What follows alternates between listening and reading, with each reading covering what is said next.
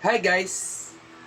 Wala ito sa yellow basket ko. Pero dahil galing ako sa inuman at ako'y nagnakaw ng kalahating manok. Ito. Yan guys.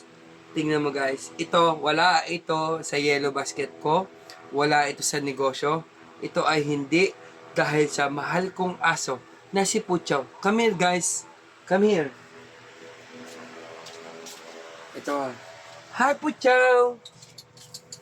Na ito Puchaw oh. Huy! Tama ka, baliw ka.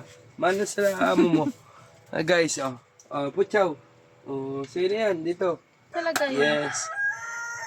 Hi guys.